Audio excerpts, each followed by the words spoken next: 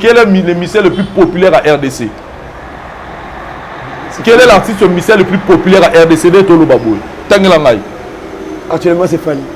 Tobé te soma solo télé Tolo Baba. Azana Instagram est belé. Azana YouTube naé. Azana abonné belé. Azana ba trophée te Tobé te soma solo ya popularité. Dis-moi quel est le musicien le plus populaire à RDC la musique. Là on va nous Fali pour tout le monde va stade des martyrs. La voix du peuple, oh la voix du peuple, oh c'est bien oh. Vincent Chilouizi, étoile de la presse. La voix du peuple, toujours longueur d'avance. Les informations partout dans le monde. La voix du peuple, toujours actualité dans actualité. La voix du peuple. Bienvenue sur la voix du peuple. Merci pour la confiance et pourquoi pas fidélité Bozarango et pas Nabiso, meilleur V n'abonné Nyoso. Il y a la voix du peuple, bateau ba commentaire ba vidéo Nabiso, ba suggestion Nabino, ba remarque Nabino et c'est un rato bon c'est comme moi Mbeba et Zala qui merci aussi na ba partenaire Nabiso na moni bongo ya Willy Mouchene et le seul code mondial papa Eric Moukweso. Encore une fois très heureux et représenté sous tribunal Yamoko Nalelo Nazanga Morote. Je suis là avec Vincent Chilouizana, citoyen du ciel, na bango là par rapport à l'actualité. Ils ont le cas tout autour, il y a la toile. Daryl Duranté, ça, derrière la caméra, par où c'est ça, on a régie finale. Daryl Sosa, d'accord, on a déjà. Voilà. Vincent Chilouiz, Mbote na. Mbote Alvin Lutumba, Mbote na citoyen du ciel, et puis Mbote na baboni nyonso, ba téléspectateur nyonso yo, ba kwe na tribunal à Lelo. Parce que ça, surtout, ça, tribunal, ça, bena commandé, ça dit, bena ba beyi ba lobi, non, il faut boire au loba. Toye, to loba. Voilà, c'était du ciel Mbote na. Meilleur vœu. Meilleur vœu Alvin, meilleur vœu na Vincent Chilouizi, meilleur vœu na ba Landignos la voix du peuple. Tozali, toyeli ce soir pour na roloba pour actualité marama rolobeze belé. Voilà. Marama rolobeze belé dans un citoyen d'Ichel avant na Vincent Chilouizi. Chose promise, chose faite. Le 25 décembre, héritier Watana ba promettait biso ko beta stade Martyr. Après Abetian. Au rolobani par rapport à ça. D'abord, félicitations à lui parce que à Pometaki, voilà. Et puis à Betty, Tozara Kiwana, Tomoni Ndenge le Kaki, tout s'est bien passé, à part moi Mboula et puis d'un côté public, ou peut-être au développé. Voilà. Mais en général, voilà. Nous sommes fiers de lui pour notre courage naé à Zui et félicitations parce que Bélépe Bagochada Touana et Sika Lora Martyr et puis Kima. Mais bon, pour développer en mingi parce que maman le bapé c'est belé 400. Voilà, Vincent Chilouiz par rapport à juste vite fait la question de tous les citoyens du ciel par rapport à Eloko héritier Watana ba promettait biso que et go beta et beta mi concert le 25 décembre avant la côté na question sur fondation. Non, on a la bête les maboko. Voilà. Parce que causer et ça moi pour na mutututé. Parce que mon na vie so muta osé likambo c'est-à-dire tant oza likambo tant obi na omika c'est-à-dire na osala na osala na mo le bige na go échouer tout comme si na go réussir donc oser wala kaka cette force cette courage là qu'il a eu de tous nous allons nous souvenir que depuis histoire il y a Cla Wenge Zala et Banda bala ndenge babima. Je peux dire héritier Watana bazo faire partie ya bana o babimi ya basuka suka na kati ya ba orchestre Wenge. Ba kulutu na ye bana ba kulutu te mais ba o babima vaye personne n'a osé ko beta tali solo ya événement munene bongo ka osé sika ya bongo mais lui qui n'a que 7 ans ya carrière des albums osé makambo bongo en tout cas moi je dois lui féliciter. Ouais. Je lui félicite et puis je l'applaudis pour ce grand courage qu'il a eu. Et il démontre à combien détermination, la positivité dans la carte et donc moi, je dis big up na héritier pour ce courage qu'il a eu. Il y a chat date et puis il y a bêta. Voilà. En tout cas, je le félicite. Relativement, héritier Watanabe, merci beaucoup parce que c'est pas facile mais oser au bêta stade de Martyr. Vincent Chilouiz. Tribunal à l'élo, je pense qu'il y a un mot signifié que battu belé. Bazan pour ça intervention. Il y a tribunal vraiment. Nous allons poser tous à clair et puis éclaircir opinion sans hypocrisie parce que toi le tribunal la critère il y a stade de Martyr. Surtout au Yebi ils ont la full plein pour tout le monde au bêta stade et puis pour peser public na yo au bayo la musique na yo ils ont la plein. Mais par rapport à Héritier Watanabe, qu'est-ce que tu peux dire? Tu as tout dit. Stade de Martyr, en fait, le lot et comment espace Oyo et il y a reconfirmé la popularité des musiciens. On a les premiers critères ou premières raisons où tu as un concert dans le stade. Dans le Congo, banana bateau banana maramango. Parce qu'on se souviendra qu'il y a une question menée à un stade de Martyr, à mon esprit ou à qui que ça un stade de Martyr comme concert tout à stade. Mais quand les générations Wengeye avec Weranson a JB puis on a des places et comment est-ce que avec cette histoire là que Wera Betty après Jibaye a Batubaye na pelouse Wera Paya tie pelouse c'est-à-dire et comment il temps on doit se souvenir même concert à Souga Wera Beta na stade ou ça va vieux guerre ou RTNC lobby balola caméra la carte stade balola caméra la carte stade c'est-à-dire c'était pour montrer à combien Weranson est populaire et JB puis en a de même c'est-à-dire que premier critère tout changer langage na minitoté tout changer tes potes. Donc, premier critère, il y a stade de Martyr, ils ont d'abord confirmé la popularité dans le stade. Et nous avons héritier pour dire que critère, c'est la popularité au stade, nous tous, on était, les gens ont monté les solo. Nous tous, on a vu que sur les 80 000 personnes qui attendaient dans le stade de Martyr, on a estimé, en tout cas, héritier nage entre 30 à 40 000 personnes. Si on a bien estimé, je peux aussi me tromper, mais si on a bien estimé, il a nagé entre 30 à 40 000 personnes. On a un point positif. Le point positif, héritier nous a démontré qu'il fait partie de musiciens qui ont la popularité dans le Congo. Vous comprenez? C'est-à-dire que au coach na o makelele au coach bano nazana ba YouTube nazana ba abonné belé la chaîne YouTube nanga au coach bano nazana ba abonné belé na Instagram nanga to na ba Facebook nanga mais mesure ya malam o mesurer popularité na yo mais na mboka na biso za ba stade de Martyr au moins les gens ont compris que s'il faut classifier ba musicien o baza la popularité na mboka na biso on va classifier Héritier Watanabe parce que frère na yo ça le moko contrairement ne ba bazolo ba do banoko kanisa liboso que Stade de Martyr, il y a Ophélie, il y a Mbongo, il y a Ophélie à Mbongo. Critère à Stade de Martyr, il y a Ophélie à Mbongo. Critère à Stade de Martyr, il y a Moutal, à Ndabunaye, à Sokoli Maï, à Lati Bilamba, à Zui Transport, à Yé au Talon à Stade. Wanande et Zeki tout parce que au Copé, ça va tout bien. Hier, on a vécu ça dans le stade d'Héritier Watanabe où à un moment, la porte était grandement ouverte pour que Batouba Kota, sans billet. Moi, je vis ça. Vous comprenez? Pourquoi ma fourni les portes? Parce qu'ils ont senti que ce n'était pas le billet qui était un critère pour réussir l'événement là-bas au côté popularité. Mais critère les agits Batouba Yande Bakota. Vous comprenez? Donc, déjà, il faut que Nakata Chik, premier de la classe Azalaka, deuxième Azalaka, sixième de la classe pas Azalaka, huitième pas Azalaka. Mais huitième, sixième, on a l'obité Bazabazoba. Premier de la classe à 80%. Moment na 6e à 65%. Oui, ça va être 6e à Zobate, à Mayele. Mais, bazana de carrière, il y a un pourcentage. Mais bango tout, bango na ega bana Mayele. Donc pour dire que héritier Watanabe niveau na yé, il y a popularité na yé yango wana. Vous comprenez? Donc plutôt que na gauche droite ité, niveau popularité na yé yango wana au stade na stade. Parce que tout rien le baté tout ce qu'on peut donner comme raison aujourd'hui. Qu'est-ce que tu veux insinuer par là? Parce que quand on le dit, bon, héritier Watanabe il y a une situation, la population, quand on le dit déjà à un niveau, c'est que tout est sur le sol. Héritier Watanabe est un pour mesurer la popularité de lobby. Voilà.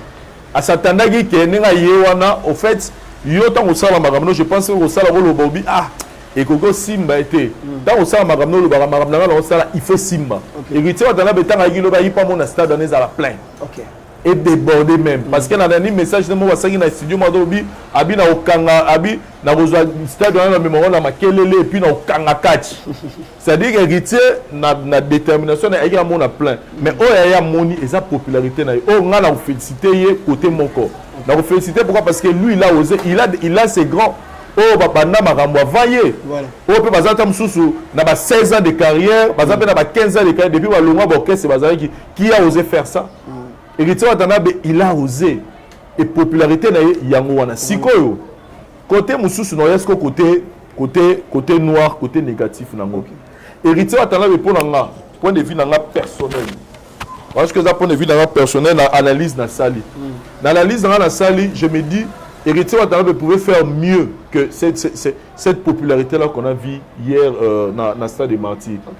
Héritier Watanabe pouvait aller même au-delà de ça. S'il n'est pas allé au-delà de ça, Batali Bossonga a condamné fort et haut. Et ça, équipe de communication qui va gérer l'événement Héritier Watanabe. Moi, tout le monde qui est dans le contexte, qu'est-ce qu'on a dit Simbité? Na o Simbité, ça équipe de communication. Parce que l'artiste vient que pour chanter. Héritier Moussala na yé, et ça goya goyemba. Héritier Moussala ne, et ça goya gobina. Héritier côté spectacle, sur vous permettre de Toya la mer, côté popularité Héritier Watanabe, bateau baya qui le présent l'événement. Je condamne haut et fort la date qu'ils ont choisie. Voilà. Le 25 décembre. Le 25 décembre, partout dans le monde, ils ont fait la famille. Ils ont fait papa, maman, bana bavaï nanda kuba fêter en famille. Au-delà de la famille large, comme bonne année, Noël plutôt, bisous ne fêter pas à Liboso. Noël l'année prochaine, ne fêtez pas à mon ami Balé. Au moins, c'est toute la famille qui se rencontre pour fêter. D'abord, ce n'est pas une date où un grand événement doit se faire parce que il y a des gens qui aiment Héritier Watanabe qui voulaient voir cet événement, mais il a empêché parce qu'il doit se retrouver avec sa famille. C'est-à-dire chaque fin de l'année, les gens se retrouvent en famille. Une fois par année. Une fois par année, les 25 ans, les Arapongo. D'abord, ils ont date événementielle. Vous comprenez? Il y a mis Balé. Par rapport à la date, qui ne sait pas que le 25 Noël, la plupart les 25 décembre, Mboulé Beta. Qui ne sait pas ça? Je ne sais pas qui peut me dire le contraire. Le 24, le 25, le 31, Bamboul, l'amour au Bimara, wana. Alors quelqu'un qui prévoit ne peut pas risquer pour dire qu'il est au signal. C'est-à-dire, la date. Moi, je connais d'abord la date. Parce que je me dis, ceux qui datent héritiers, par exemple, le 30 décembre. Tout le monde a plus de nombre que le 25. Ceux qui datent héritiers, c'est le 23 décembre. Vraiment, on a convaincu, on a fort intérêt que tout le monde attend sous le triple nombre de monde à stade. Mais date sur la tchèque d'abord. Et puis il y a mis ça tout côté communication. Bino Bossa l'événement. Là je m'adresse à Francis Dibaya. Je voulais vraiment le faire à la télé comme ça. Voilà, merci. Moutouro, Bino Bossa la Francis Dibaya. Bossa l'événement. Au moment où l'événement est au stade de Martyrs, ba négligeant Moutouté. Voilà. Ba tchakana nous ba divergence Moupandi. La presse est là pour accompagner ba activité, il y a musicien. Vous comprenez? Yo yate il y a le Bela Fali. Ça veut dire quoi? Ça veut dire quoi? Moi je suis sincère, j'étais étonné. Conférence de presse Héritier Watanabe. Nana zaté. Aux invitations. Dans invitations je me suis inquiété c'est un niveau mais événement na ndenge na yebeli makambu ma place à boyebiso to rozanga te parce que na moi abonné mu qui na za na bango et message est le cas. Mais tant que yo Francis Dibaya par exemple lobby Vincent Oyate ya lobby la Fali. Tu penses que héritier sera yogi ma bongo ce plan non? C'est héritier yebete. Héritier yebi ma mwana te parce que héritier ne gère pas la communication. Voilà. Je donne mon exemple parce que je vécu ça. Et ça fait combien de personnes peuvent être au Maroc à la paix utile l'événement. Moi je vis dans l'événement Moussou moi avec les musiciens Moro Boye. Aza tellement mon ennemi. Après c'est un seul interview dans Moutoumou lobby. Oh. Azo Luka a fait passer comme message naïe. Vous comprenez? Donc dans l'événement il ne faut pas mêler vos sentiments personnels. Parce que Vincent Ozo Lobela, moi je suis parmi les gens qui ont dit tout haut dans l'émission, dans la chaîne, dans la page Facebook, où j'ai dit que s'il y a quelqu'un qui peut relever ce défi-là, la team ne peut s'y ouéner, c'est Héritier Watanabe. Héritier Watanabe, c'est ça, ça la plaît. Moi je l'ai dit.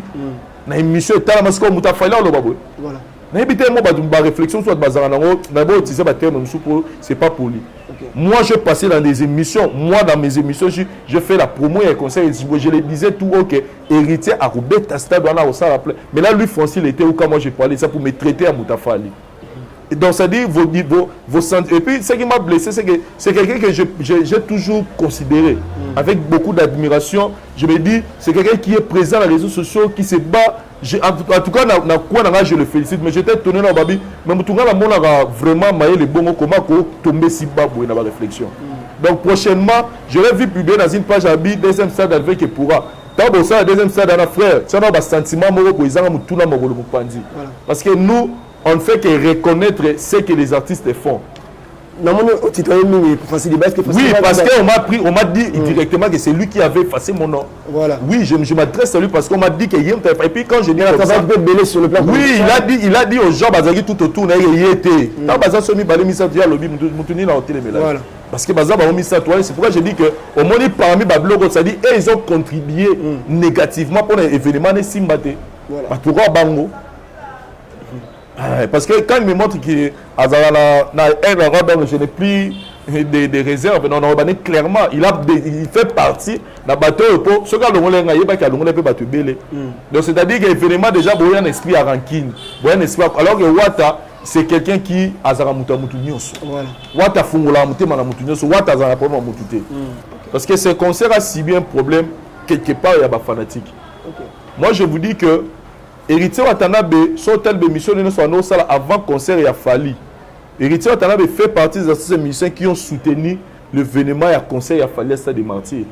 Il parlait bien de cet événement. Par rapport à Léo. Par rapport à lui, il a soutenu positivement. Mais ce hôtel, il a la dernière minute, il a et comme il y a bima, et comme il y a une guerre entre les fans, et comme il y a des fanatiques, il a fallu, contre les fanatiques, il y a wingé. En général, tout le bas. Donc moi je dirais, comme je viens de dire, c'est la communication. Et puis il n'y avait pas vraiment trop de... il n'y avait pas trop démaquillé les pénals par rapport à l'événement. Je reviens dans l'aspect très important. Je reviens dans l'aspect boy. Quand les gens disaient, souvent, il y a Bango Zala qui... au Pessi, au Sombi Onja, la Pessi au billet. Au Sombi Primis, son auto de meeting, la Pessi au billet. Au Sombi Sima Vodacom, la Kabel au billet. Au Sombi 1 litre, la Kabel au billet. Boli Misangai, dans la peine sincère, c'est que tous ces gens qui réfléchissent comme ça, en tout cas, boyé qu'on la sous bien. Boyé qu'on la sous bien, mais métal marketing. Ndeko. Na zongi ne bandeli omoni sponsor pour y a un événement na yo ba ya na sentiment te ba ya na émotion te so omoni sponsor a un événement na yo mindi malon ke oza parce que sponsor pour un événement ya mutu apesa ka d'abord mutu atala il y a des critères oyo batala rapport ba ya voilà parce que sponsor azoyi ya pour ateka produit ou service na sima événement na yo. OK. Vous comprenez? Na pesa exemple ya Vodacom. Vodacom aya lobby na muta lobby. Soko sombi sim Vodacom na ngai na pesi yo billet ya concert ya Watanabe par exemple. Muto aya sombi sim. Taka tchela téléphone le ko sani. Azwa sim mala tchon le roi mausolée na ndako. A tcha crédit. OK. Taka tcha crédit abandi au sel la crédit Vodacom en code sa chicon. Oyo ba comparer na 2500 francs oyo ba pesa qui est. Qu'est-ce qui se passe? L'entreprise vient et pas il y a musicien. Alors bon, toi tu fais ton événement, c'est combien? Non, c'est 80 000 places. Ok, moi j'achète 20 000 billets. Pour le producteur ou à cet événement, lui il s'en fout. Il y a utilisation, il y a 20 000 billets que ça. Lui son problème c'est de vendre les 20 000 billets naïe. Azumbo on a côté na poche. Maintenant entreprise comme Vodacom, il prend les 20 000 billets là. Il vient et dit, si tu achètes une carte SIM Vodacom, je te donne un billet. C'est-à-dire que, si tu as mis SIM, tu as Vodacom à caber les billets. Tu as Vodacom à sombi Moutouana. Parce que Moutouana ne sont pas crédit. Vous comprenez? Tu es par exemple dans la banque. La banque à lobby, si tu ouvres un compte bancaire chez nous, on te donne un billet de Fali pour pas. Tu sais, Moutoussa font le compte, c'est le compte, il va commencer à mettre de l'argent à l'intérieur. Et quand il met de l'argent à l'intérieur, qui bénéficie? C'est la banque. Voilà. Premier meeting, Abisso sombi 3 meetings, bah paye sur billet. Calculer 3 meetings, na billet au moins avec 2500 francs, et ça nous qui par rapport à 3 meetings. C'est-à-dire que lui, il vend, et puis quand on sombi 3 meetings, on met au sur billet. Quand on met 3 meetings, on va passer à ma continuer ça, on continue au somba. Donc, c'est-à-dire que bateau va réfléchir, ça va bon, les bateaux va canapé moi fonctionnement ba musicien na solo makambo belé voilà sponsor ba technique wana tant eza ça dit eza affaire ya gagnant yo osombi ba billet pananga ozui ba billet nanga na utilisant pour ça promotion ba service na yo en retour tant on peut si ba billet wana ba beto ba seni ba yo bo tekela ngai ba billet indirectement. Vous comprenez? C'est-à-dire que ce sont des éléments il faut que les gens arrêtent avec ça parce que le soleil bétamaki le soleil bétamaki que concert il a fallu soi-disant payer un billet mais toi tu étais là dans le stade qu'est-ce que tu as vécu hier comment porte funga maki voilà vous comprenez pour montrer que le vrai critère il y a concert les qui n'a noté à donc moi je dirais pour moi héritier Watanabe a fait sa part. Il y a réussi l'événement, mais ceux qui sont au deuxième stade va revoir communication à Bango pour que Héritier, pour moi, pouvait faire mieux que ces stades-là qu'il a fait hier. En termes et en nombre à battu. Parce qu'il y a un spectacle qui est Merci beaucoup. Vincent Louise, citoyen du ciel. Vincent Louise, on est belé, mais ce n'est pas grave. Nous avons un par rapport à la foule. Nous avons un Vincent Louise qui a valeur aux alarmes publics. Nous avons retourné ce stade de martyrs. Parce que le stade de martyrs, par rapport à la popularité de Watanabe. Bon, Vincent a déjà tout dit. Hein. Voilà, juste vite fait. Il parle le Marambo, c'est vrai. Alors, moi je pense que Moutou, ce qui a un concert, a lieu par rapport à la capacité et à la fan ou à voilà. Alors, quand déjà un artiste ose pour qu'il ne repose le roi stade des martyrs, le roi lieu à concert, c'est-à-dire il s'est dit je suis populaire. D'où le premier critère, Vincent Toloba, il dit Leloté, il dit Kala. Critère à Liboso, il y a stade des martyrs. Ou critère à Liboso, il y a un concert. Je suis aussi un musicien. Okay. Même si tu organises un concert dans la salle Laura, dans la Téna Zéao, mon cher, ce salle est vide, tu es voilà, batouté. Donc il faut d'abord, quand on organise un concert, l'objectif premier est dans Batubaya. Le spectacle, les gens viendront découvrir le spectacle. Donc, critère à mener pour tester popularité et dans le stade des martyrs comme il a osé. Mais moi j'ai dit, au regard, il y a nombre de personnes au Bayaki. Et au regard aussi que Poyem t'a osé, aujourd'hui, je peux me permettre peut-être de dire que la deuxième puissance de la génération de Bangoun en termes de population, c'est Wata.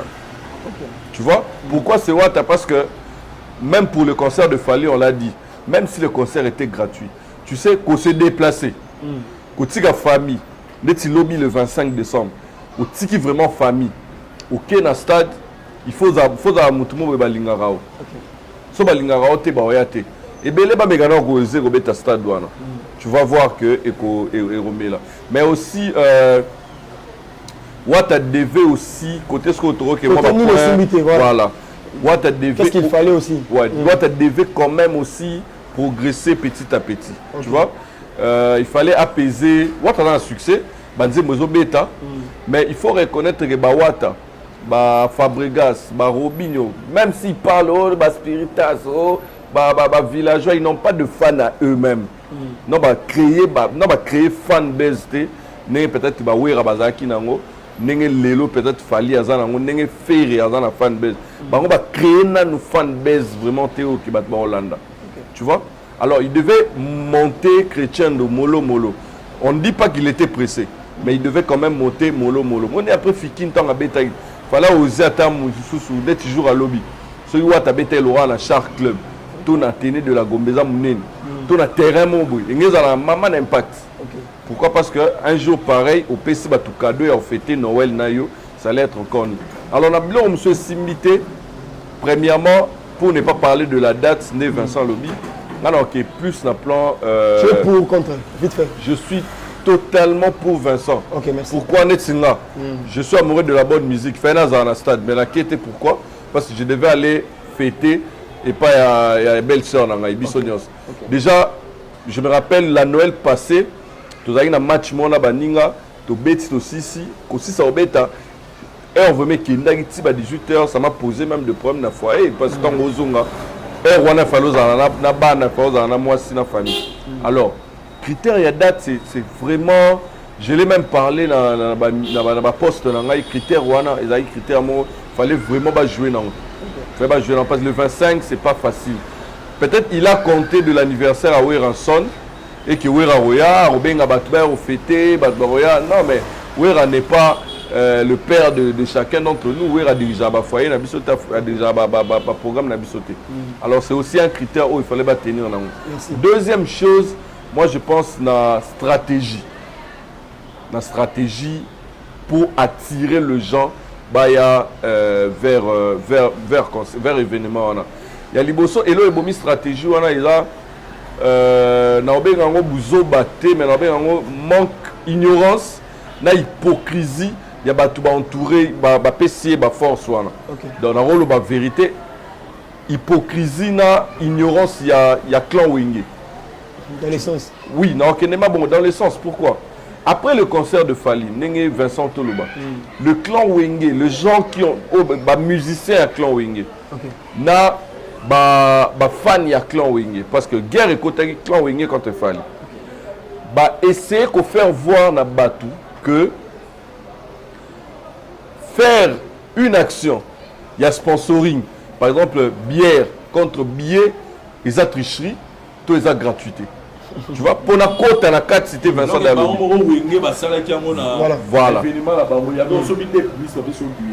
Deuxième chose, que stade va sacrifier quelqu'un va koufi. Ça là il a incantation, et puis ils ont plus martelé, le clan Wenge a plus martelé côté à Liwa ya bat oh ti le long net singa personnellement na monité na monara ba vidéo na ba TikTok je sais pas affirmer que soy batona réellement ba koufa kuna mais je compatis na ba famille ya bato ba koufa. Alors faire voir plus côté wana sombre il y a concert que soy bokei alors écoute c'est batna mutu. Toi tu penses vraiment que le 25 nous sommes congolais. Tu penses vraiment que le 25 décembre autoko la bisons na Congo le 25 le 31 le 1er ba liara batu en décembre. En décembre.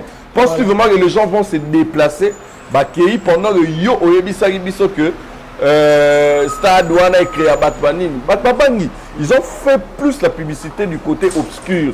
Il y a concert à Fali plutôt que encourager Moninga. Alors, troisième, dans le cadre de la communication, puis il a tout frappé à côté.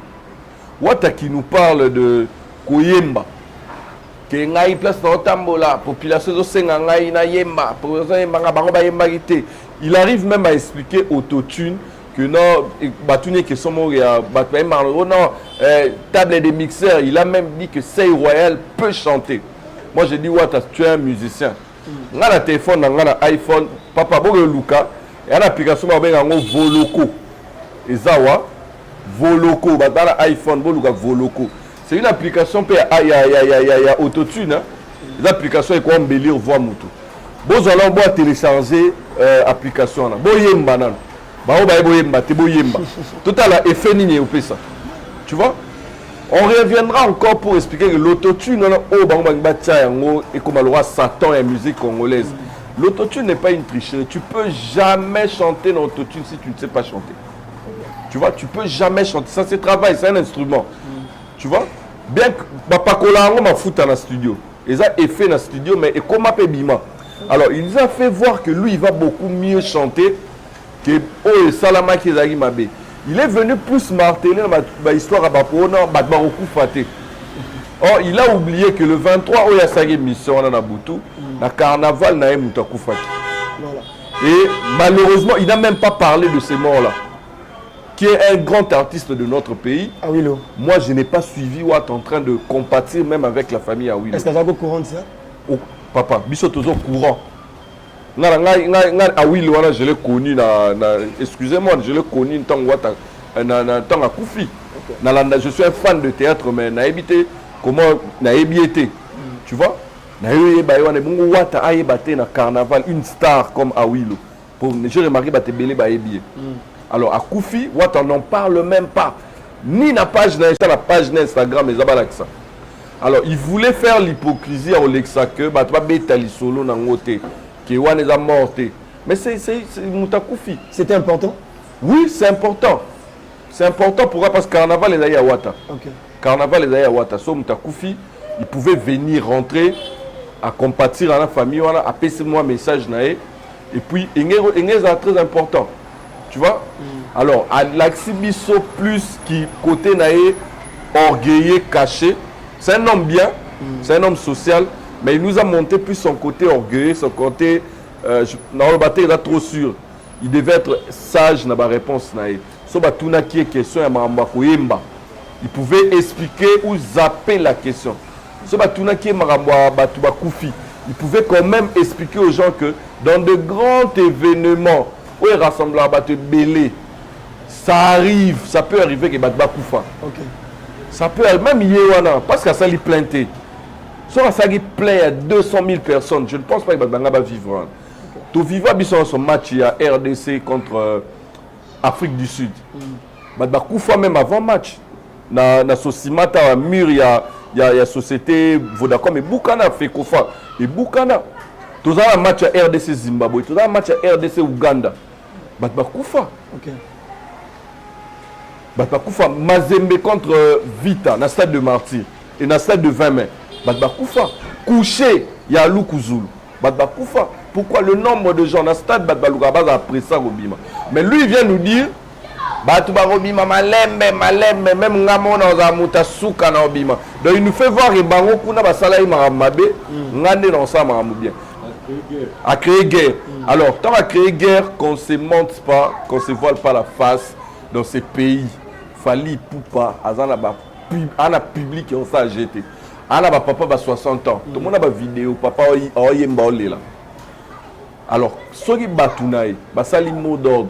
Un père est vivant, mot d'ordre à Pamba, il y a aussi désabonné dans la chaîne. Mon na page. Ce n'est pas un mot d'ordre de Bayate. Parce qu'il y a des gens, il y a des warriors qui aiment aussi hériter. Qui va refuser que Raker et Betita, qui ne chantent pas Raker? On voulait aussi entendre ça. Mais, Yemorami Bomi, la guerre inutile. Or, quand la banda qui est Vincent Lobby, la sagesse ou la banda qui est Liboso, ça pouvait continuer. Ça pouvait continuer. Qui n'espèrent pas, qui n'attendent pas, il faut dire la vérité, qui n'attendent pas soutien à Moutou pour que ça marame. Ouatta, si il a soutenu Fali, c'est pas que Ouatta a pris son téléphone à sali vidéo. Non, c'est une question. Tu vas dire à retour n'a pas Vincent, est-ce que tu soutiens l'artiste peut-être tel? Vincent répond pour le respect. À quoi répondre? Ouatta n'a pas fait une vidéo. Pourquoi il doit attendre aussi que Moninga ça est en retour? Tu vois? Donc, déjà, Fali peut soutenir Bango, à l'oban émission Popol, que après génération Mobimba et qu'on retourne au stade. C'est aussi quelque part qu'on peut sa Bango payer force, qu'on peut sa Bango soutien. Il voulait seulement que va citer Bakombo. Il est temps qu'on arrête avec des débats inutiles. Il y a Pamba, il y a ma musique. Et aujourd'hui, tout le monde est vraiment ma musique. Voilà, merci. Merci, Cité du Sel. Nous avons la Vincent Chulu. Merci beaucoup, Cité du Sel. Vincent Chulu, par rapport au spectacle, est-ce qu'on peut dire que le spectacle est assuré par Héritier Watanabe? En tout cas, pour le spectacle, on a appelé Héritier Watanabe 8 sur 10. Voilà. 8 sur 10, pourquoi? Parce que l'œuvre est à parfaite.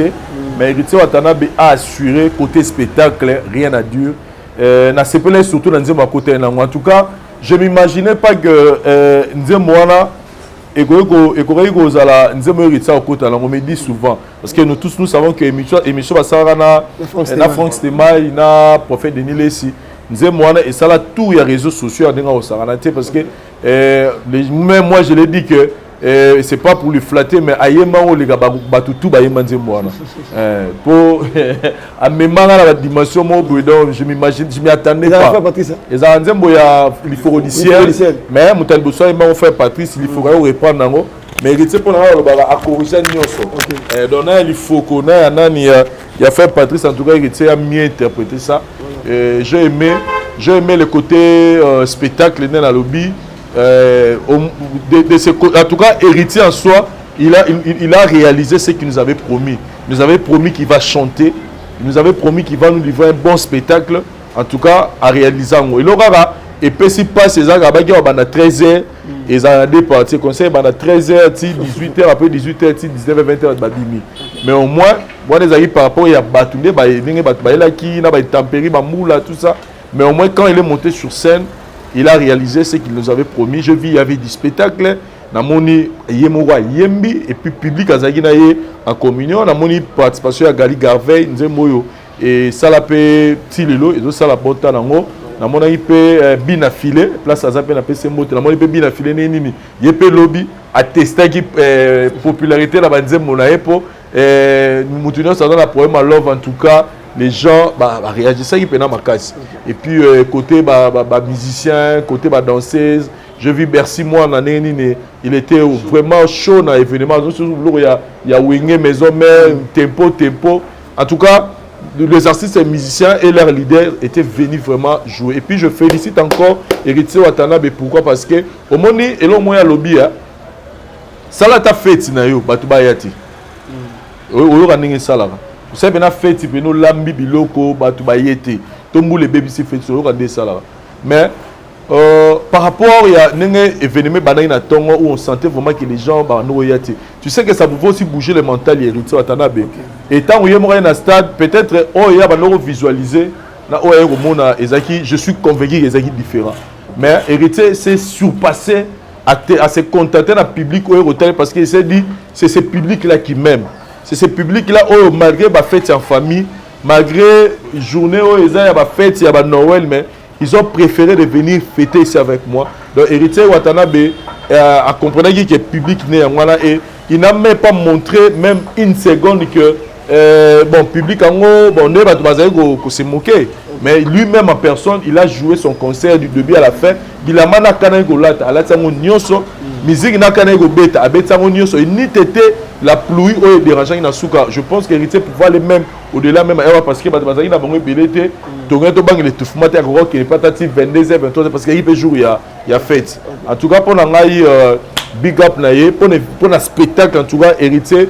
à Tomoli sous Bendele ya combat wingi voilà fait ça tu lui dans un citoyen du ciel par rapport ya bakulu tunaye tout le monde qui soutient même il y a bateau peut-être on peut dire que tout ça il était bas ça la vidéo malgré vraiment la bien Héritier Watanabe na cité on t'a bossé la Koffi Olomide à ça la vidéo et puis na clan wingi tout le monde qui jibem piana tout a posté na page na ye Weranson aussi ba collègue de l'euro là Inos Bi et puis bandeko belo ba soutenir qui est surtout bakulu tunaye et ça tu peux dire quoi Ezaki juste bien comment on a parce que moi je me souviens pour la bandeko belé et tout ça il bango pour la vidéo à Koffi tout ça la hypocrisie des fois tout ça ba sentiment Koffi ne pouvait pas faire une vidéo pour Fally pourquoi en tout cas bato ba que non na contexte on a ko que moi il fallait ça la vidéo ezaki Fally au moni alingaka Fally te Fally a dérangé kai non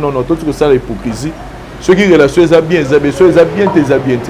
biso non to ebi une émission na yamba Koffi Olomide loba que dernière fois comme la Fally message ya joyeux anniversaire Fally zoom c'est là été biso non to ebi que lelo Koffi na Fally bazan foi maintenant ceux qui message privé on t'a voulu répondre yote bongo vidéo na yo nde ozana sens to sigaire mo boye ko ça dit ezalo mo déjà to ebi que za bongo mais to linga to pesa ngo forme Héritier Watanabe fait partie des artistes musiciens au ba soutenir you arena ya Koffi Olomide na Héritier na Serena na Goma hôtel moi kitoko ngape na la laguna ya 5 étoiles tous en na Congo Héritier ça la vidéo azoye manzembo ya tout est bien qui finit bien Nzembo ya ndona biso do à Congo et ça dit ça la carte ya chez Koffi Olomide il a fait un message pour soutenir événement Koffi Olomide à quoi il y a nini ya mabe so to moni Koffi Olomide azung c'est lié sincère vous comprenez il y a nini ya mabe Weranson s'il y a quelqu'un qui on est à l'événement là y est personnel c'est Weranson comment tu vas s'attendre que Weranson a ça a motivé moi na Koffi nani Héritier Watanabe et puis qui ne sait pas que JBF Héritier Watanabe c'est une histoire de papa na moi qui ne sait pas ça c'est de quoi tourner batouté maman na que batona misa tout basali ba vidéo mais et là on est sur quoi faut et là on est dans le ban héritier faut comprendre lelo bon dans le ban héritier là c'est peut trop dur mais dans le ban ba fanatique Héritier Watanabe na staff héritier faut pas comprendre que cette histoire il y a ba clan et c'est Koufa na musique à Congo moni ma sola ba clan au clan Wenge clan quartier la terre et Koufa moi je le dis aujourd'hui nos musiciens ont évolué na ba force na bango moko Lelo, c'est que héritier Watanabe et aujourd'hui, héritier quand il a quitté maison, mais personne ne lui a donné la chance. Hein. Vraiment. Personne avec qui. S'il y a le premier recret, c'est Oebundisa qui a hérité ses maisons mères. Tobo Sane va filmer, va concerner l'Angola, va été. Tobo Sane m'a tout et les canards entre héritiers dans la maison mère. Togolo va masolo te go ya ba clan, masolo va clan kouf héritier au hasard lelo c'est ça mais fort na yimoko abundi pour à la place ça. Masolo va clan na photo tika yango parce que ezo pour ma musique ya Congo lelo. Clan quartier la tête clan wengete. Parce que masolo va clan fallait ba selo ba tout batana na malobi na stade là ba yepo eza masolo clan. Parce qu'il y a des musiciens dans la carte clan peut tout monde peut place ba sali ba message te. Héritier Watanabe et les autres artistes, il faut comprendre que Masolo Pé, Abamoni, Ouera, JB, Nagwa Kofi, ils ont fait leur temps. Tant où ils ont su Yabamouti.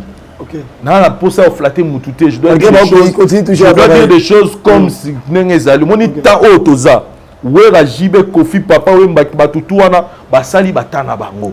Basali, Basixé à danger, Autorouya, au comparangoté. C'est que Ouera, on a fait, JB, puis on a fait, et ça va pour sa musique à Congo place Morobo. Oh le lobe héritier va falli va le retour va faire va continuer au pousser.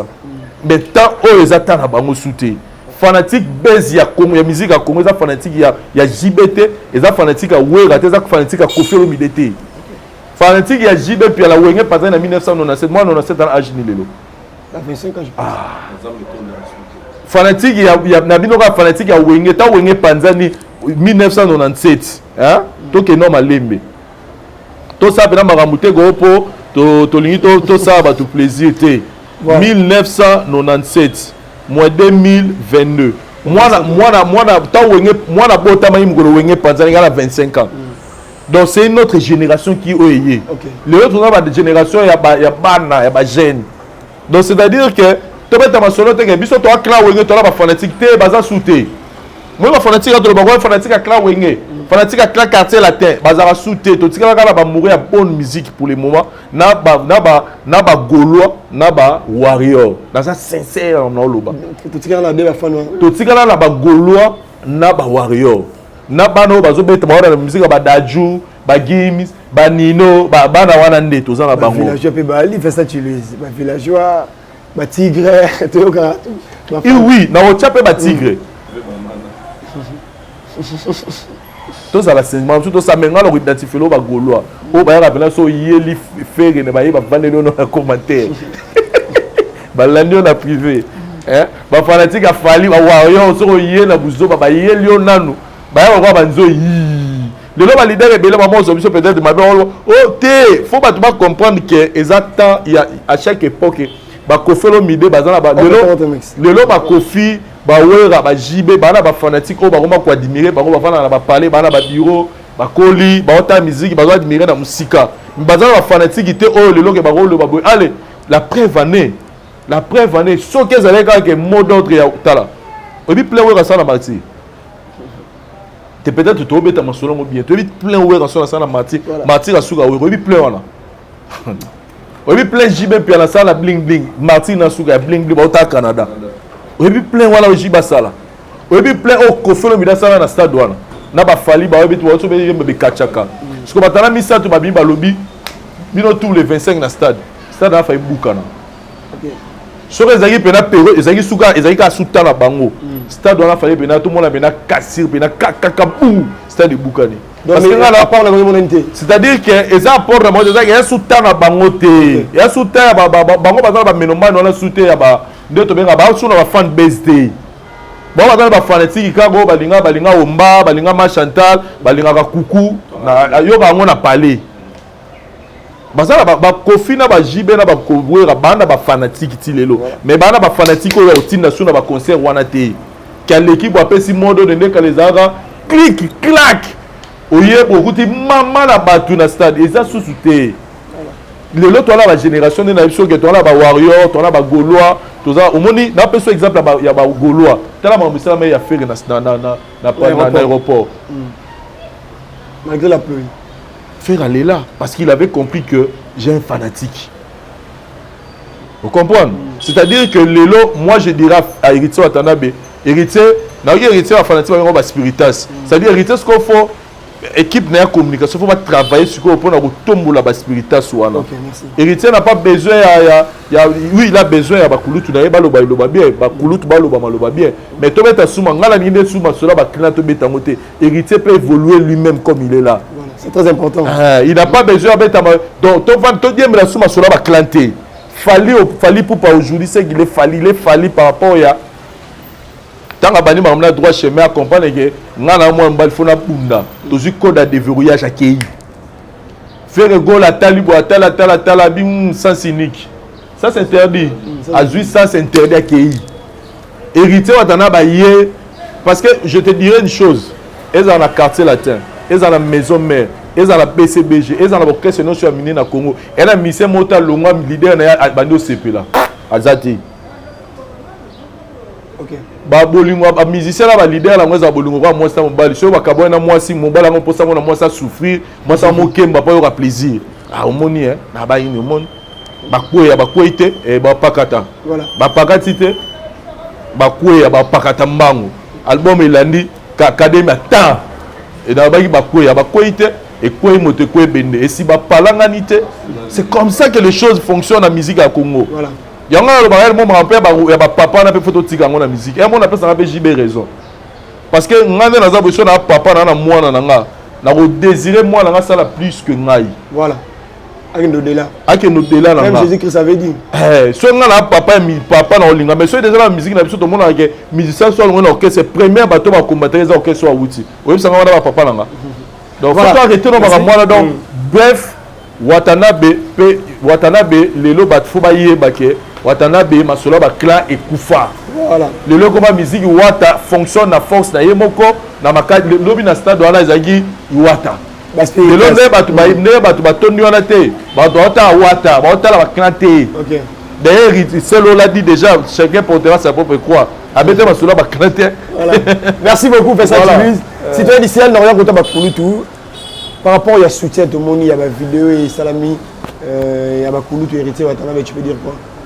Oui, c'est bien, mais seulement impact aussi qu'on a concert de la Guinée. Tu vois, mais c'est bien, le soutien est toujours bienvenu. Moi, le Moutoutou, il n'a pas soutenir rien. Il y a Moutoutou à Lukaraba, Baba, les fleurs, Moutoutou à Lukaraba, Lukaraba soutenir rien.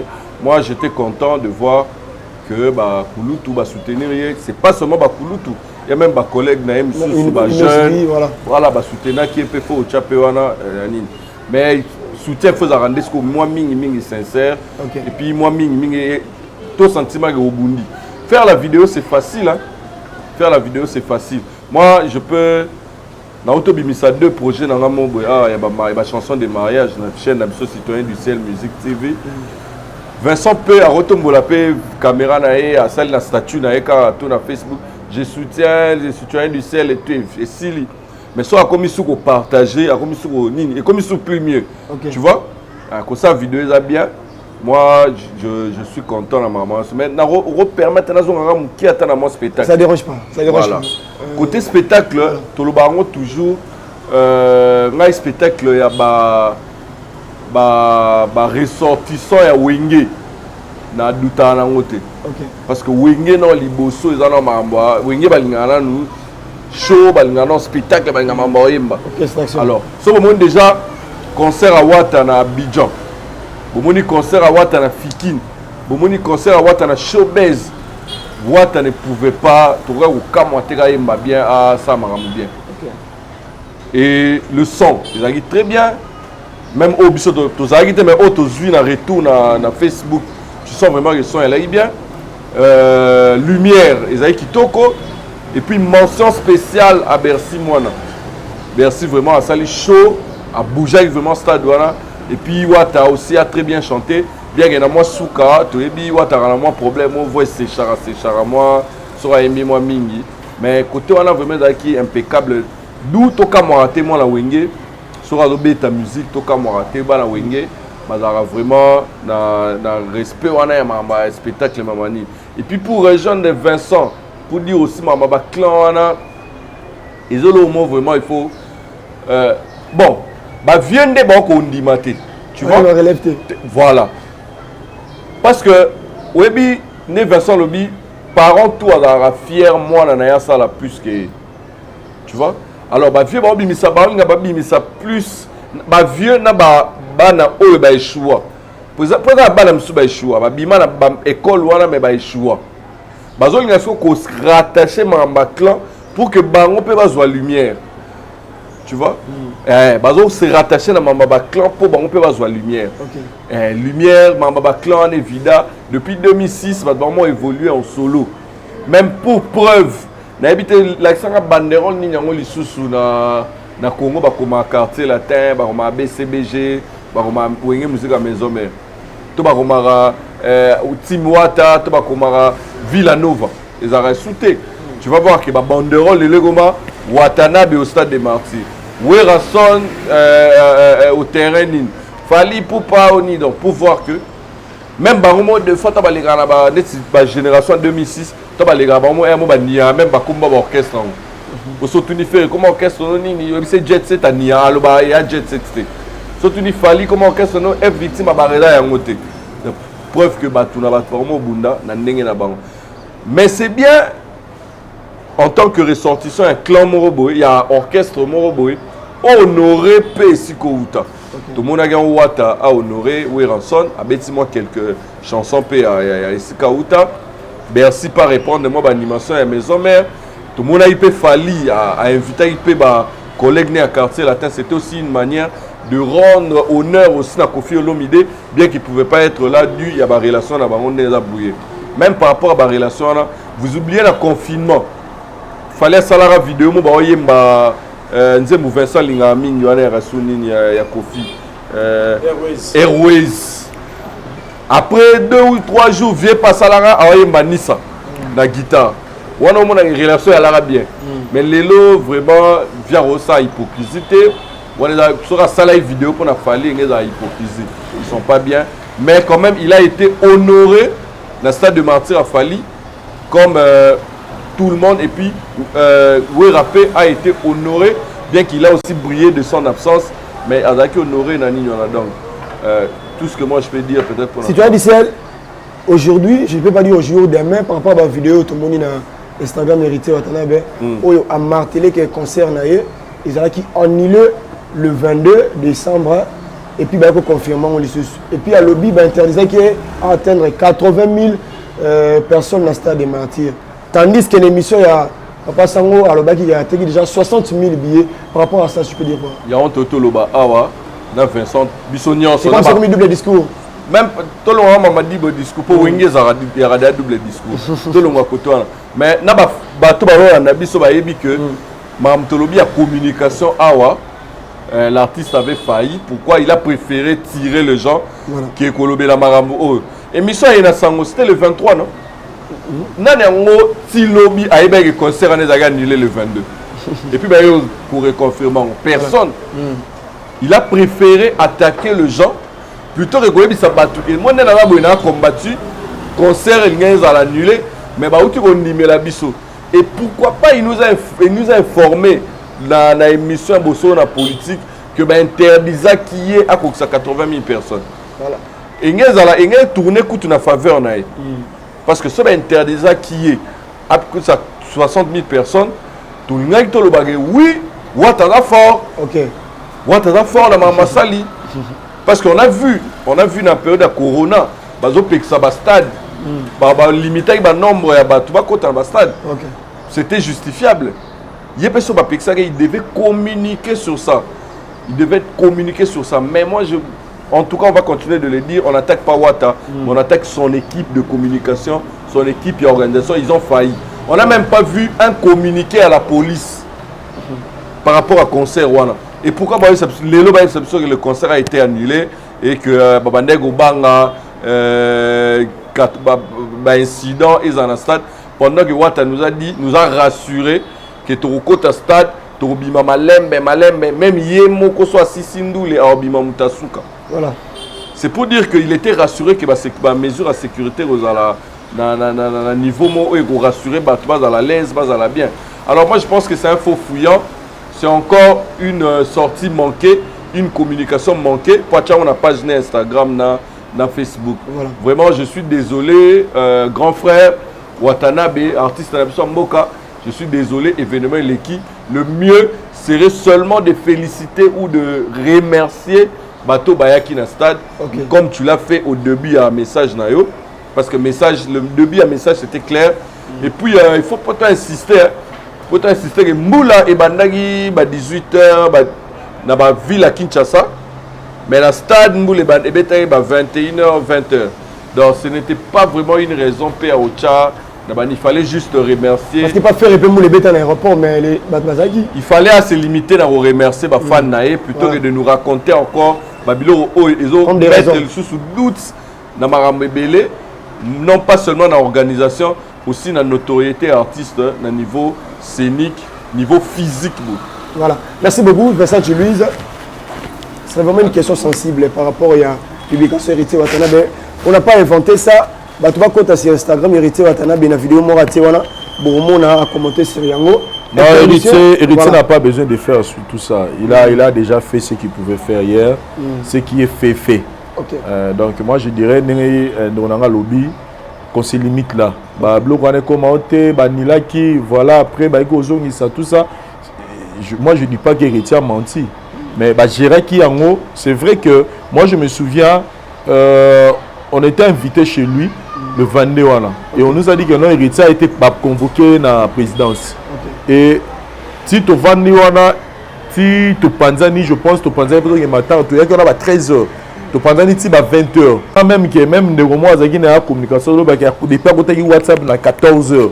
Donc à la WhatsApp à 21h, ah Héritier c'est qu'il a un problème parce que Héritier d'habitude un peu à Kobe à 1h, 2h, mais il faut mon aime à côté mais depuis à côté qui wana.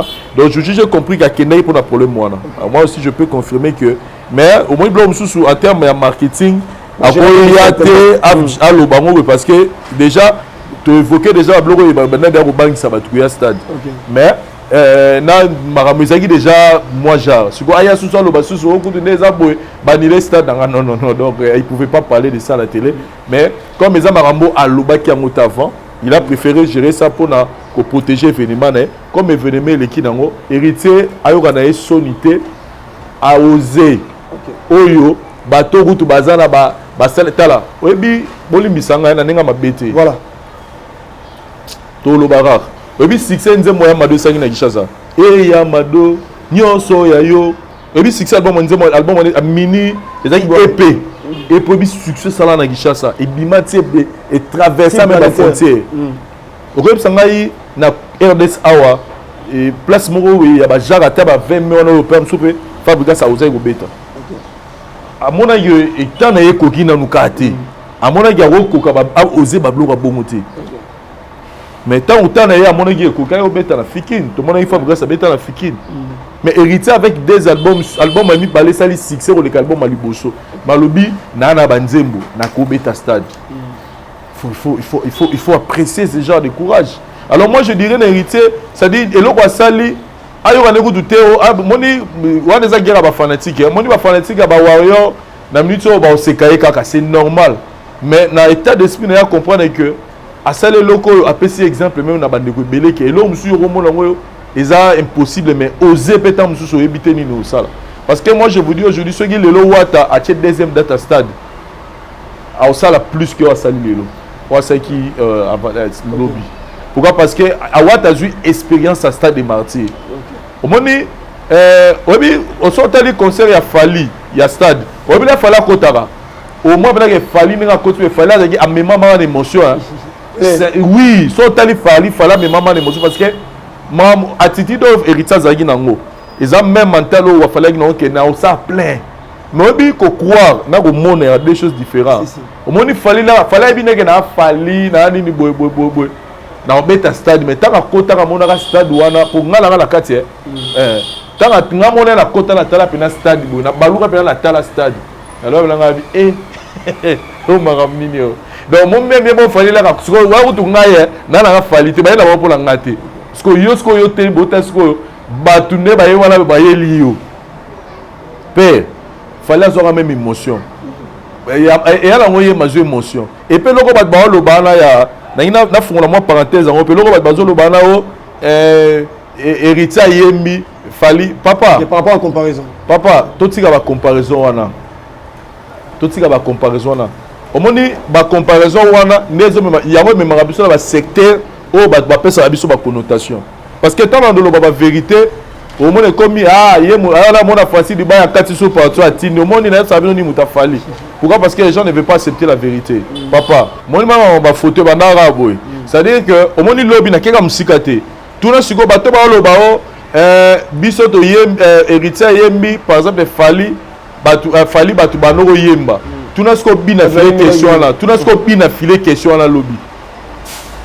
Et puis tout le temps peut-être de lobby et on va guerre ba fanatique.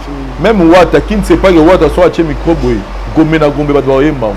Soit chez micro boy, graquer ba doit yemba. Soit chez micro boy BM. C'est-à-dire musicien ba ba force na yé bongo. On a vécu ça avec Fali na Côte d'Ivoire. Ba doit yemba ba dédicace.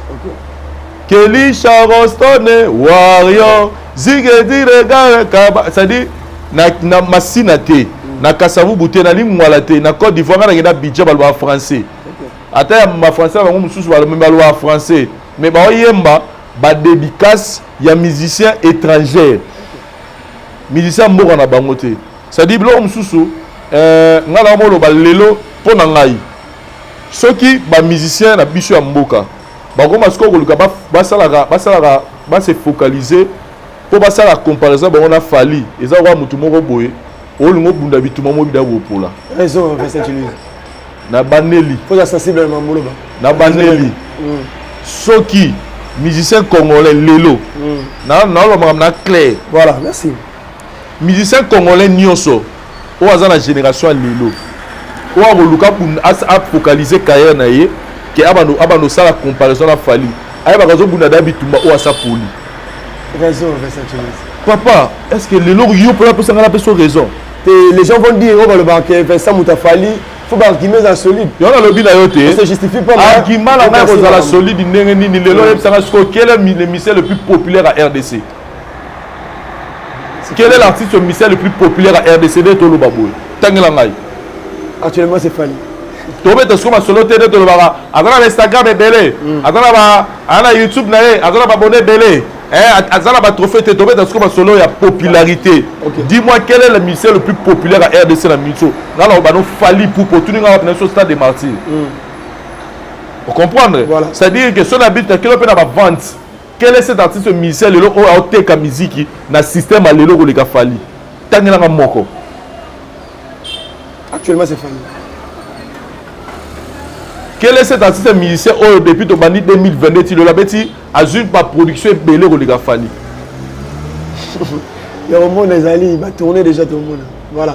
Ngala zara na une chance ya on va pena 2-3 musiciens au peut ba pena mo ba combo en dehors à caméra. J'ai compris que ils en ont à TV. Comprendre mais muto pena za na ma ana boania ama yele. O ya lo ba pena non le loi les na télévision ando boya mo na mbala na ekonda. C'est-à-dire et polémique à misère la bisiko lelo tout ce qu'on a biso ba distraction papa mutu na mutu en étoile naé OK étoile la Fali épée la makasi siko OK to accepter yango étoile la Fali pour pas épée la makasi na minito ba to lobité comme ya Fali étoile les a belete na mapata to mona étoile belete épée la mais au moins la dans mususu sans ça dans so pela ko le ba étoile père c'est à dire que il faut to comprendre que mutu na mutu dans étoile naé ça na niveau naé. Si au niveau il fallait atteindre les lots, tout ce qui a comparaison, terrain, les autres salariés qui sont parce que ce que dit comparaison, les autres salariés, toi, nous avons les lots de la musique. Comme bino bon akaye, bino bon akaye, tout le monde akaye, total à ne pas preuve. Mais la preuve, on a dit que fallait. Baninga peut bon ça ma cam. Parce que là, bino baninga bon ça ma cam. Bonjour, nous avons se comparer na Fali. Nous sommes la bien comme le monde est ça les logotés. Vous comprenez alors que bon ça la eloko. Donc le logo ngana on peut ça concerne ba mission ngala bon ça les logos le fait que bon focaliser Fali trop. En fait ngala on va faux. Et comme la mission nous sera adversaire à Fali. Adversaire au bout na mutu mobi dage mutu déjà vrai du kofika mo la koyi. Voilà, merci Vincent Louis. Merci beaucoup c'est du sel. Voilà tout le monde comme on a vu sur moi souka par rapport à l'émission mais une dernière question par rapport à ma mérité peut-être moi si j'ai monsieur Miké sur le plan comparaison. Il y a un concert, il y a Fali. Et puis, l'héritier Watanabe, oh, bah, fanatique, il va au sala, l'héritier Watanabe, côté spectacle, les acquis vraiment assurés. Et puis, il fallait pour pas aimer la qui. Tu peux dire quoi? Bon, on a déjà, à la base, ça la comparaison, parce que il y a des événements, il y a Batini Ballet, il y a Ebiso. Moi, dans l'école, il y a quartier, là, moi, dans l'école, à Wingé, tu sais comment il fonctionnera. Mais en termes de spectacle, bon, je ne sais pas, bah, tu vas bien un spectacle, parce que si pour les uns, spectacle, les artistes à télémi, yemoko, bah, de 8h, 20h, yemoko, yemba, bah, musicien, c'est spectacle, les abongo. Tu peux avoir raison. Ce qui pour la mission ce spectacle les a que communion na public na yembi yembi ce qui peut spectacle les a bongo tu peux avoir raison. Mais en vrai terme il y a spectacle dans le spectacle communion na public peut être très importante. Tu vois? Au retour na comédien ça la one man show. Soit temi liboso batubwe ou soit tanga komara tozongi na tanga komara ni na ye scène na ye so maramne oloba il cherche de mots oh sera beti ayebi ke batba oseka sera Alexis tonne mobimba de pa banero oloba batba otale boy ata lobi maramba intéressant na mato e koti biso tozu leçon spectacle legi mabe tu vois et dans des mots la musique neto ya rawana on vient aussi pour se régaler biso pe ba fan on peut pas venir seulement pour soit côté l'artiste vaut mieux à petit concert à 6 na tchao na TV na bando tala wana so na otale ninga yemba yemo to na zuba clip na na tcha mais quand on a kenda concert na kenda pour que un artiste to dans au même diapason to sepela to bina toni alors Fally Ipupa chante il chante beaucoup même dans ba concert na seulement ba on va critiquer wana. Je ne parle pas de fans, parce que les fans, ils ont leur droit de dire des choses, ils ont droit là-bas. Mais ceux qui sont des musiciens, ils sont retraités, ils sont baratés, ils sont je dirais à ces gens-là, nous, le comité, le niveau Oyo, ils sont public et Mbelio. Vincent Toloba, on a filé na Bercy, Mambasa. Bercy a animé. Ils ont écrit les micro, pourquoi? Parce que c'est très important et l'Okwana et ça l'ira bien entre Bissona et Bafan. Et puis autre chose, il faut qu'on se le dise. Hein. Fally fait pratiquement tout le 2022. Donc on va nous calculer. Fally Sali a plus de 50 concerts. Tu vois? Plus de 50 concerts. Et il nous a dit dans l'émission à Robert Braza que son album urbain, Oezoya est Sili déjà. Donc cela prouve qu'il est tout le temps en studio, tout le temps sur scène. Alors en tant que artiste, même pour les efforts physiques, c'est très important à garder un peu et avoir la chance, de à garder peu moi énergie pour que et aider, tu vois. Donc et puis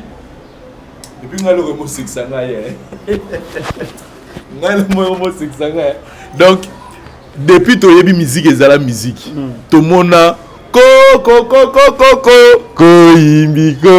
et ça a problème c'est dit tout le monde a c'est dit musicien yemba a ché micro na yo bando yemba la place et tu là jamais vous avez problème musique écoute ezala ça dit pour muta la ça gagne ça danger musique ne va pas ningango il faut chanter mais là comme il a tout à Fally comme yo il y a un moment yembisa bato akoma yembate il y a un public yembila ngai non les Congolais sont méchants. Non bon voilà. Moutoura Fally on peut pas douter de sa capacité à yembate on est dans un mabe. Moi je permets aux fans de dire tout ce qu'ils peuvent dire, ils ont droit à bango et alors ba fan il y a pour la fan il y a Real peut-être que Messi a l'équipe Cristiano. Il a droit à bango mais tu verras aucun jour Cristiano venir vous dire que la danger au les Messi. Il doit toujours respect, il faut exister toujours entre bango. Dire que Fally a éboué Mbaté, c'est être malhonnête parce que tu as Fally depuis attentat. Ah, merci beaucoup. Je pense que Bolani Bisso bien, tout est déjà dit. N'habitez par rapport à la conclusion, Vincent Louise, il y a Nios Tolobi sur concert était Watanabe. Je pense que qu'est-ce qu'on peut retenir Nios Tolobi parce que tu as mis Penza dans la sous-émission de la Bisso.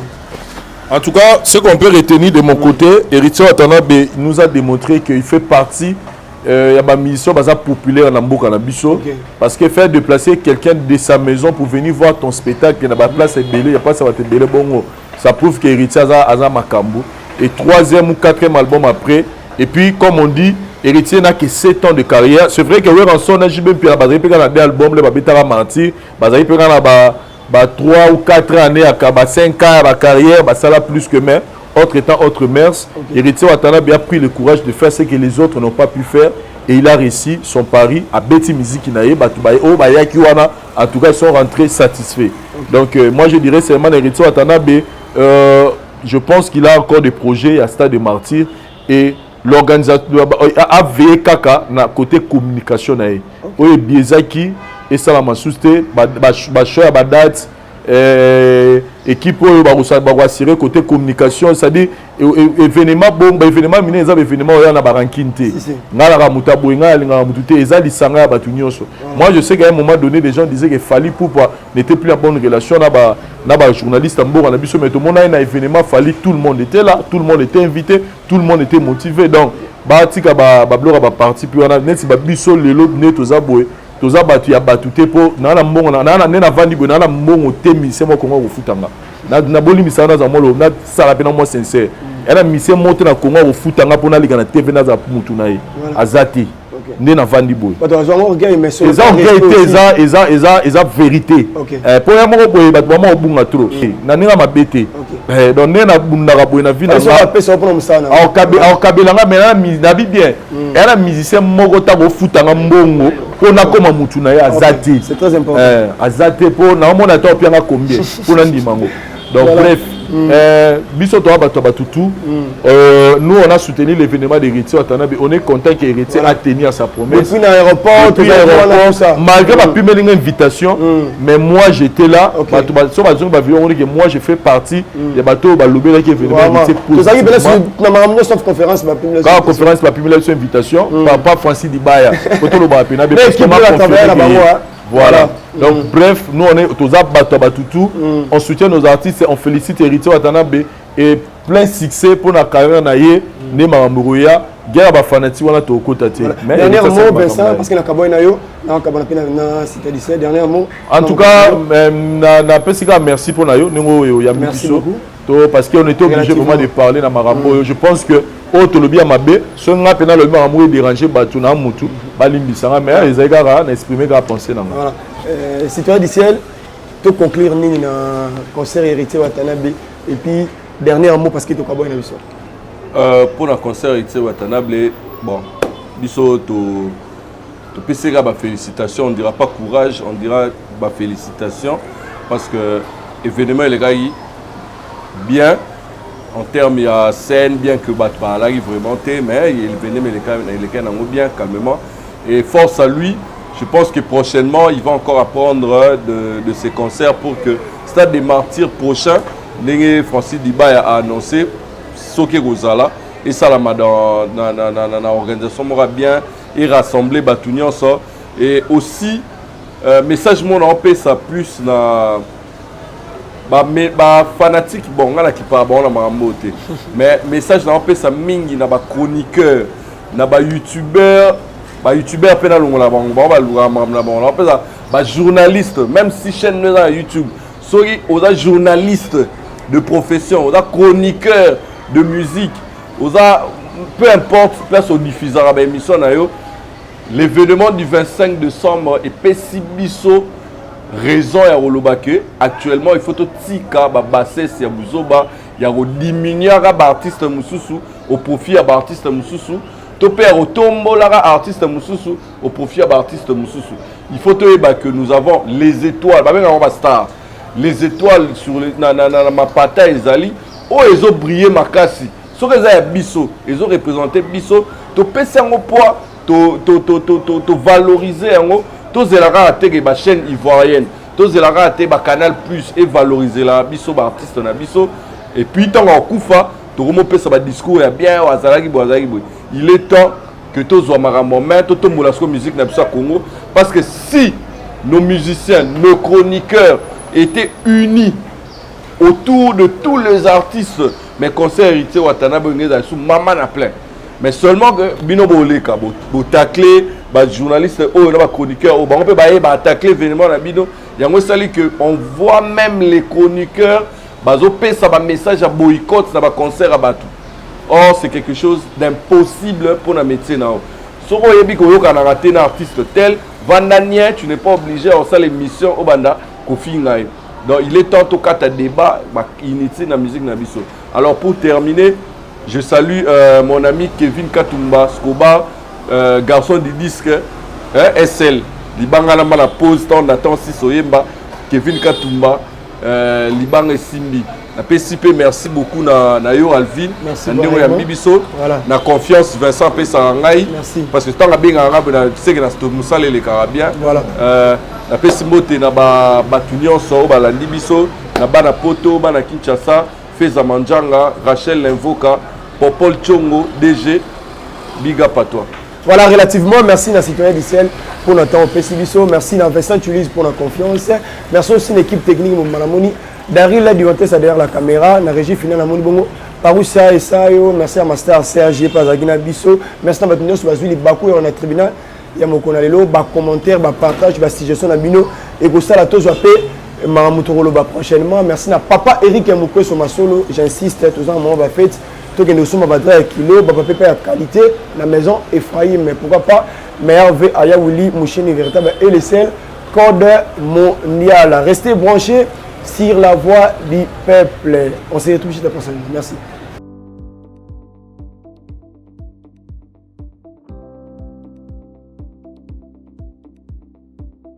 Mbotena biso bandeko, ngai docteur Pichu Tondele.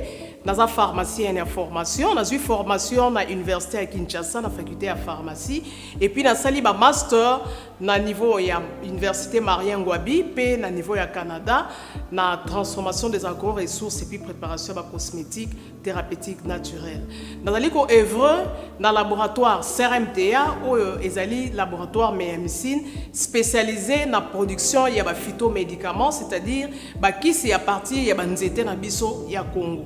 Bakisi nyonso o bozomona awa na CRMTA et subir essai toxicologique et puis essai clinique o ezosa la différence na biso na tradi parce que et subir quand même moi étude ebele et puis bakisi o eza na CRMTA ezali homologué na ministère de la santé, c'est-à-dire ils ont la autorisation il a mis sur le marché na niveau ya mboka et puis libanda ya mboka bakisi oyo tozo produire na CRMTA et koki kokomama na n'importe quel médecin partout à travers le monde. Dans le laboratoire CRMTA tozo na deux branches, branche cosmétique et puis branche médicaments. Na branche cosmétique tozo na dulci au collagène, pour ça il a sérum na savon pour un traitement ya ba tampon, ba nduta, ba ride, ba poche et puis ba cerne. Tous en a d'ici réparateur, pour ça il a un sérum na ngopé, na savon, ou quoi CP gel douche pour le traitement ya ba bouton et puis qu'on réparer le poissonayo. Tous en a d'ici cheveux, pour ça il a huile na shampoing na pour le traitement ya cheveux abîmés, cheveux haut et baby, cheveux colorés, ils allaient ko botti sa suki noki et puis ils allaient ko retarder repousse ya cheveux blancs. Tous a na parfum na biso o to sali à base ya banzete na biso ya Congo. Spécificité na ngo ezali ko kitisa yo stress na kati ya nzoto. Na branche médicaments tous ali na méamycine, sirop comprimé o ezali kis na biso ya ba mib, ba levure, eza anti-poison, ezali ko traiter ba problème nyonso. Ya libumu, tous ali na kis na biso diazostimule o ezali ko traiter ba différentes formes d'impuissance sexuelle. Totangi éjaculation précoce, dysfonctionnement érectile, manque de libido, azospermie. Tous allez na kis na biso zingenalis, suppo, na comprimé. Vous allez traiter différentes formes, il y a hémorroïdes interne et externe. Vous allez régulariser le cycle, il y a maman. Vous allez na kis na biso sensifos, vous allez kis il y a malaria, présenté sous forme de sirop na comprimé. Vous allez na kis na biso méamycine crème, où vous allez traiter différentes formes. Il y a maladie, où il y a ploposo, mycose, où il y a makolo ya bana mibali, maladie empêchement palata et pas ya bana, na maladie msou ya loposo. Vous allez na diazolex, où ils allez traiter différentes douleurs rhumatismales, douleurs ya mokongo, paiement allergie au pollen ezali pomade oyo tomboli kombo ya papa na biso tondele diazolo tozali na mycine crème ndenge natambaki tozali na allium oyo ezali kisi na biso ya tension ezali kotraite hypertension tozali na borex oyo ezali kobongisa système ya bapapa ezali kokomisa yango molai mpe monene tozali na menga kisi na biso ya makila oyo ezali kozongisa makila na bato oyo baza na problème ya anémie quel que soit sorte type ya anémie et puis tozali na tisane docteur Maxon oyo ezali tisane na biso ezali kotraite bamyome bafibrome bakyste ovarien et puis basi oyo baza na problème ya kobota tozali pe na diabéine oyo ezali kisi na biso ya diabète et puis tozali na antipoison na biso oyo ezali koneutralize poison na kati ya makila